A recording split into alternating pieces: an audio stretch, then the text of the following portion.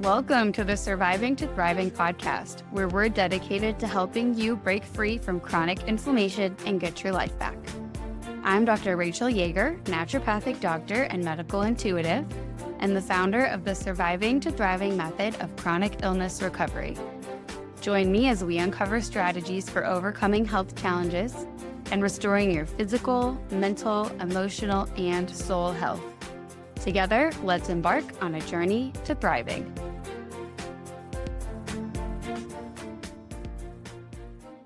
Hi, Dr. Rachel here. Hope everyone's having a great day. We are going to dive into a topic that so many people struggle with: sleep. If you've ever found yourself tossing and turning at night and wondering, why can't I sleep naturally?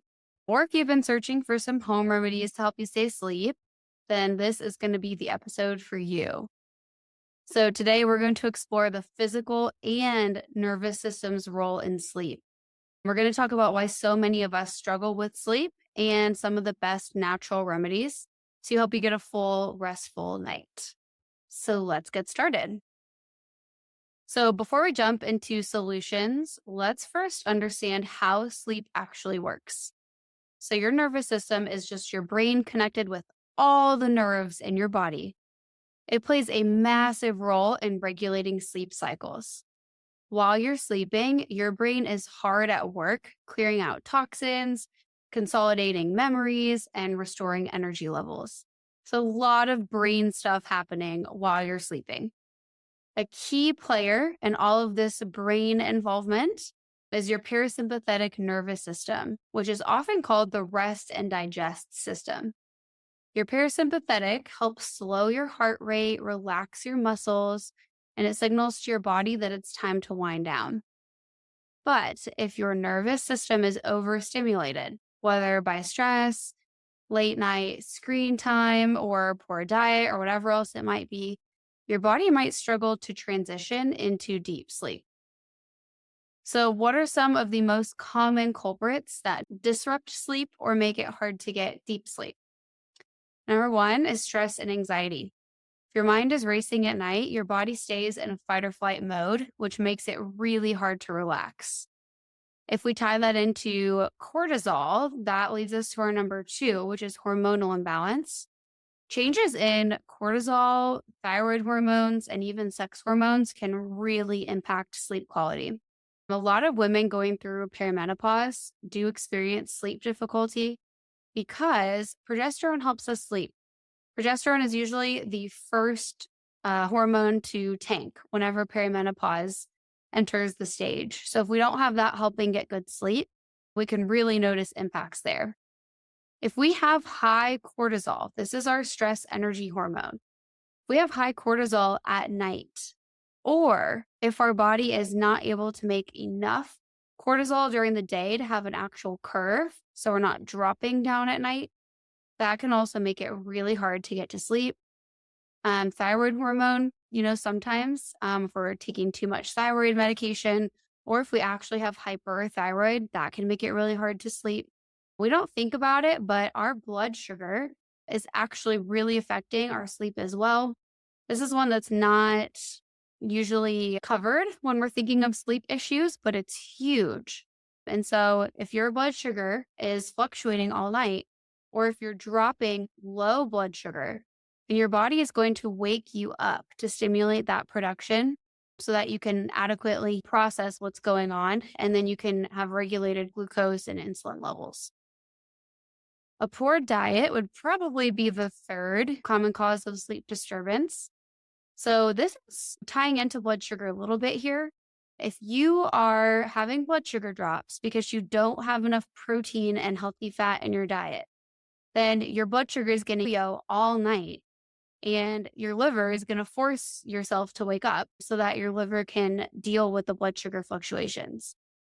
So not only are we looking at protein affecting how well we're sleeping, but what we eat also affects our neurotransmitters like serotonin and melatonin, both of which are crucial for sleep. Fourth would be irregular sleep schedules. If we're going to bed and waking up at different times every day, that can really throw off our circadian rhythm. Not getting enough light exposure, especially first thing in the morning, can also affect our circadian rhythm. And I would just like to point out we now know that our cells and even our organs have their own circadian rhythm. Our whole body is very rhythm based. So, doing something like going to bed and waking up at different times or eating at really different times, all of these things actually throw off our body's rhythms and patterns. And that does end up impacting our sleep. So, these are all pretty common. If any of these sound familiar to you, don't worry. We do have natural solutions that can help you reset your sleep cycle. So let's get into the good stuff, the natural ways to improve sleep. I think that there are three major areas to focus on. We've got diet, vitamins and supplements, and lifestyle adjustments. So if we look at dietary approach first, there's actually some really interesting things that we can do that can help the body wind down.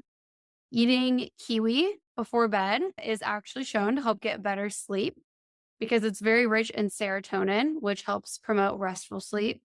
Sunflower seeds are one I like to recommend a lot just because they're very rich in choline and phosphatidylserine, and they can actually help lower cortisol a little bit at night, just based on what we know they contain ingredient wise. And so, chewing on some sunflower seeds not only helps get those cortisol lowering nutrients, but it also can stimulate the vagal nerve, which activates that parasympathetic rest and digest, which also promotes restful sleep.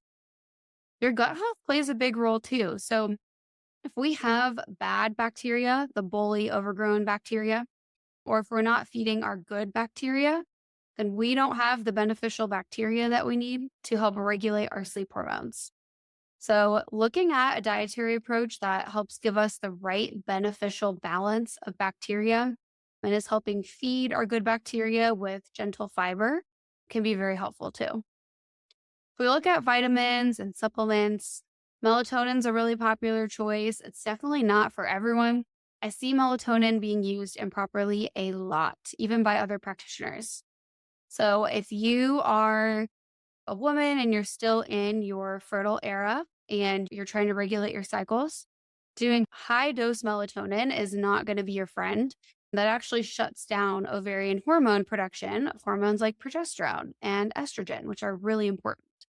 So, megadosing melatonin has got to be done really carefully with the guidance of someone who knows what they're doing. Doing low dose melatonin actually works the best for most people. Some people are actually stimulated by doses above 3 milligrams. And if we actually take less than 1 milligram of melatonin every night, there's evidence showing that this is the best for promoting sleep. Our body's less likely to get tolerant to it over time. So it would keep working over time because we would not be getting tolerant to it. And the low dose of melatonin would actually stimulate our brain to create its own instead of the concern with larger doses telling our brain that melatonin's there so you can stop making your own melatonin. So with melatonin, I really like a supplement by Vital Nutrients. It's on my Full Script site, which is like a professional Amazon for supplements, which is linked on my website. There's a supplement called Sleep Aid, and it contains the proper amount of melatonin, 0.75 milligrams. And it also has a bunch of cortisol balancing and GABA promoting herbs that help with sleep quite a bit. And that would lead me to one of the other supplements to talk about, which is GABA. Most people who are having trouble sleeping are low GABA. It's pretty hard to not be low GABA unless you're really good at staying relaxed, you're doing meditation and all these things that help balance out our neurotransmitters, which is hard to do in our everyday life. So with GABA, again, there's GABA boosting herbs, such as the ones found in the Sleep Aid Vital Nutrient Supplement. Those can really promote our GABA production. GABA is our calming, relaxing neurotransmitter. It is the break versus you might have heard of adrenaline, which is one of our excitatory neurotransmitters. It's like the opposite of that. So not only is it great for sleep, but it's great at lowering anxiety. And if you're going to start anything new, definitely always check with your doctors. You want to make sure that you're not going to do anything that interacts with any meds you're taking. But I do find melatonin and GABA to be really helpful. If you've ever heard of L-theanine, which is a green tea extract, That extract works by boosting GABA in the body. That's why it's so calming and relaxing. That's one of those ingredients in that sleep aid supplement that I like to take every night. And then magnesium would probably be my other top recommendation. So it helps relax muscles, it helps quiet the nervous system. When we're choosing a form of magnesium, to simplify it, magnesium glycinate is for sleep and relaxation, including muscle relaxation. Magnesium citrate or oxide are natural laxatives, like natural versions of Miralax. So magnesium glycinate is definitely a go-to for helping get good sleep. We're also, all of us are mostly deficient in magnesium anyway. And so usually people notice less neck tension and fewer headaches and less anxiety in addition to the sleep benefits. If we look at lifestyle modifications, so establishing a consistent bedtime routine. Your brain loves predictability, even if you think you personally don't. Your brain absolutely loves rhythm and routines. So having a consistent bedtime routine is extremely helpful. Usually we get our best sleep between the hours of 10 p.m. and 2 a.m., no matter how far into your sleep that might be. So ideally trying to get in bed around 9 so you can be asleep at 10, which isn't possible for everyone, but getting as much of an overlap into that 10 to 2 window is shown to be helpful in the research. Limiting blue light exposure from screens. So online, you'll see this is recommended at least an hour before bed. I find that most people, to truly get good sleep, need to be limiting blue light screens from sunset onward. Because that's what your brain is used to, is when the sun goes down, there's no more light. So if you're going to have light, we want not blue light. Put that really red light filter on. You can create a shortcut on your phone where you press some of the side keys and it turns a red filter on top of your existing nighttime filter. I'll tell you that the iPhone nighttime filter is not enough. There's still a lot of blue light coming through. There's an app you can use for your computer called Flux. It's F period Lux. That one you can have a lot more control and make it a lot more warm light. You can set it to automatically turn on at sunset. A lot of newer TVs actually have a blue light reducing feature, but still, even if you're limiting the blue light on your screen, if it is a screen, period, then you still need to bring blue light glasses if you're going to be blocking your blue light. But in an ideal world, we would be limiting our screens, period, instead of just trying to block the blue light from them. So for the few hours before bed, 2 to 3 hours, any screens should only be used for relaxing activities. Lighthearted, fun TV shows, no murder mysteries or extreme thrillers or like serial killer shows, no podcasts about really stimulating things, no scrolling social media, period, because social media algorithms are designed to stimulate your brain and keep your brain wanting more and increase that dopamine, which is not helpful for getting good sleep. So absolutely no social media. Nothing like checking your email or work stuff that's also going to stimulate your brain. Really, we want to be reading like a paper white Kindle if we're going to be doing a screen. The newer couple versions have a red light, blue light blocking option, which is great. Something like that, or just reading a hard paperback book and just really taking a break and giving your eyes a break. You can go out and look at the stars, things like that don't require screens. You can also try relaxation techniques like deep breathing, meditation, gentle yoga. All of these can activate that parasympathetic rest and digest nervous system as well. So if you're doing everything right, but you're still struggling, then it's time to look deeper. If you have got everything balanced, you're doing all the lifestyle things, you feel like your diet is really on point, you might even have tried a couple sleep supplements and you're still struggling. Chronic stress, unresolved trauma, or underlying health conditions like thyroid imbalances or adrenal dysfunction or chronic inflammation might be playing a role. If you have inflammation anywhere in your body, fatigue, brain fog, joint pain, mood changes, if you have any signs of inflammation, We have to remember our brain is just an organ in our body. Inflammation is also affecting our brain. An inflamed brain can't make sleep hormone. So lowering inflammation wherever it's happening in the body is really crucial for helping you get to sleep. If you do suspect something deeper is going on, highly recommend working with a holistic doctor who can assess your unique situation. Sleep is not just about habits, it is about your entire body working in harmony. All right, I know we covered a lot today. We walked through how to look at the nervous system's role in sleep, common disrupting sleep factors, some powerful natural remedies that can help you sleep through the night. With the safe guidance of your personal doc, I encourage you to try a few of these strategies and see what works for you. If you'd like more guidance, definitely check out my website, drrachelyeager.com.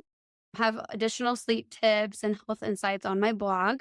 And also, you can always reach out and schedule a free discovery call if you'd like more support. Sleep is a really big sign of chronic inflammation. Sleep issues is a big sign. So, this is something I help people with all the time because at the intersection of inflammation and hormone balance and nutrient deficiency and neurotransmitters like serotonin in the brain and gut health, we have sleep issues because these things are all affecting sleep. Thanks for tuning in. And until next time, I hope everyone gets great sleep tonight. Thank you for tuning in to today's episode of the Surviving to Thriving podcast. I hope you found inspiration and valuable insights to support your journey towards better health and happiness. Remember, each health journey is unique. This podcast is not medical advice, and it's essential to consult with your healthcare provider before making any changes. If you'd like to schedule a complimentary consultation with me, I would love to talk with you. Please go to drrachelyeager.com/schedule.